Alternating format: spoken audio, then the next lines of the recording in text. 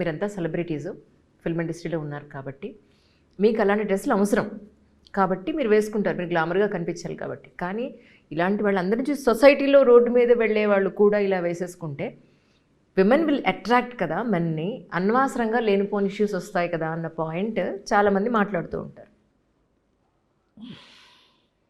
మీకు ఇంట్రెస్ట్ లేకపోతే వదిలేద్దాం టాపిక్. అంటే నాన్న it is a very important topic, but it's a very cringe topic నాకు.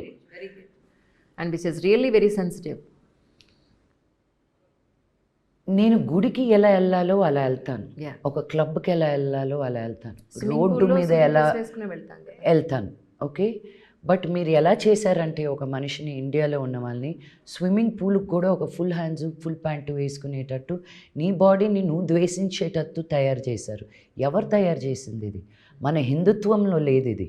మీరు ఈ రోజుకి ఒక టెంపుల్కి వెళ్తే నేకెడ్గా ఉండే మీరు మూర్తుల మీద మీరు బట్టలు కప్పి చూపిస్తున్నారు తప్ప బ్లౌజే లేదు కదా అసలు. బ్లౌజ్ అనే పదం ఎక్కడి నుంచి వచ్చింది అంజలి గారు? ఈ బ్రిటిష్ వాళ్ళు తీసుకొచ్చిన పదం ఇది. బ్లౌజ్ అనేది ఒక బ్రిటిష్ క్లబ్ లోపలికి క్యాల్కటాలో వెళ్ళడానికి రవీంద్రనాథ్ ఠాగూర్ గారి relative brother's wife, his first cousin something like that, ఆవిడ నువ్వెవడరా నేను బ్లౌజ్ లేకుండా రాకుండా ఏదో ఒకటి వేసుకోవాలి అనడానికి అన్న దానికి ఆవిడ తీసుకొచ్చింది బ్లౌజ్.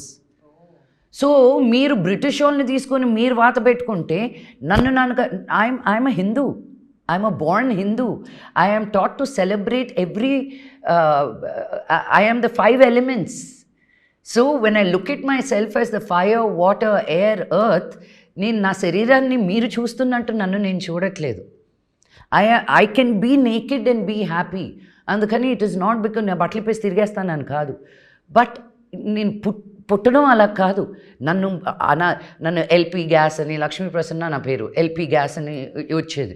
ఎల్పి గ్యాస్, నువ్వు తాటి చెట్టు లాగా ఉంటావు, మునక్కాయ లాగా ఉంటావు, బ్రూమ్ స్టిక్ లాగా ఉంటావు, అన్నీ విన్నట్టువే. All of us got bullied when we were kids.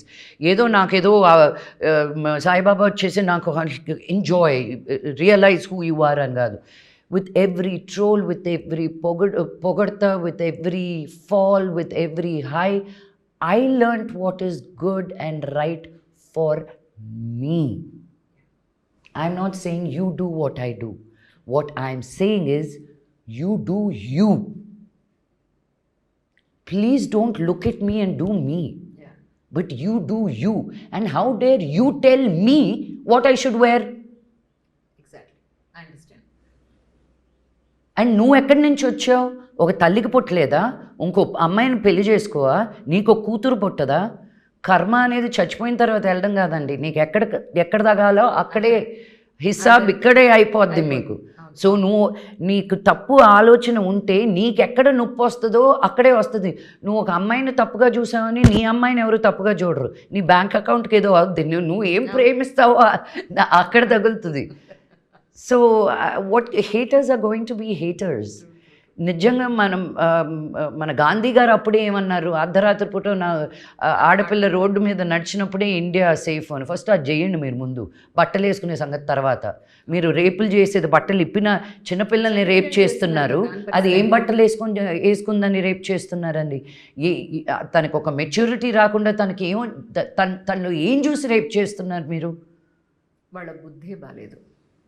నేను ఇప్పుడు ఇంకోటంటే అందరూ ట్యాంక్ టాప్స్ షార్ట్స్ వేసుకొని తిరగండి, అందరూ అలా వేసేసుకున్నారు అనుకోండి, జనరలైజ్ అయిపోద్ది అంతే. అప్పుడు కొత్త ఏమీ ఉండదు. ఇంకా ఇప్పుడు అమెరికాలో ఉండదు ఏంటి, అందరూ అలాగే ఉన్నారు కాబట్టి. ఇప్పుడు నాకు ఏం తెలుసా, నేను మింగలాక కక్కలాక నేను ఇరిటేషన్ వచ్చేది. ఊరులకి వెళ్ళినా చీరలు వేసుకోవడం మానేశారు. పై నుంచి కింద దాకా ఒక నైటీ వేసేసుకొని ఇబ్బే. అరే ఇది ఎంత బాగుందో ఇబ్బే, సో క్యూట్ రియల్లీ. చాలా రోజుల తర్వాత మీ నోట్లో చెప్పండి అమౌంట్ నిజంగా ఇబ్బేనే. లైక్ ఇట్స్ లైక్ మా ఊళ్ళో ఎంత చక్కగా నాకు తమిళనాడుకి వెళ్తే అందుకే ఇష్టం. వాళ్ళు అంత బొట్టు పెట్టుకుంటారు, 2 పక్కల ముక్కు ఇది పెట్టుకుంటారు, కమ్మలు పెట్టుకుంటారు, పూలు సాయంత్రం అయితే పూలు పెట్టుకుంటారు. మా అమ్మ మళ్ళీ పూలు పెట్టిందే, మా అమ్మ రాత్రిపూట సాయంత్రం మరుసటి రోజు పూజ కోసం పూలు తెచ్చేవాడు. అమ్మకి మల్లెపూలు తెచ్చేవాడు ఎవ్రీడే. సో పూజకు పువ్వులు తీసుకున్నాం. మా అమ్మ ఎప్పుడు నిండుగా మల్లెపూలు పెట్టుకునేది. హైదరాబాద్కి వచ్చి ఒకసారి పెట్టుకోవడం చూడలా నేను. I mean the culture shift or whatever 10 మూరలు వేసుకునేది మా అమ్మ.